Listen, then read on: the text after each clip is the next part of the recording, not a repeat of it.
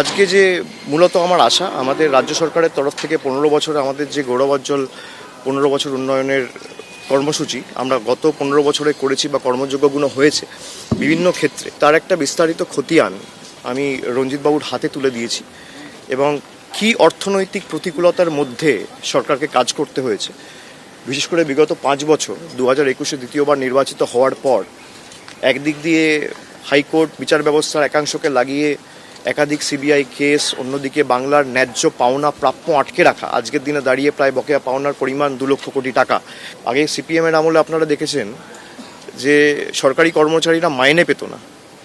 এবং কোনো রকম কোনো আর্থিক বঞ্চনা ছাড়াও সিপিএম সেটা করতে পারেনি, তার সমাধান করতে পারেনি। আজকে এত কিছু করার পর কেন্দ্রীয় সরকারের বৈমাতৃসুলভ আচরণ, আমার কোনো রাজনৈতিক কথা হয়নি, কিন্তু আমাদের যে রাজ্য সরকারের যুগান্তকারী প্রকল্পগুলো সেগুলো আমরা বিস্তারিত বলেছি।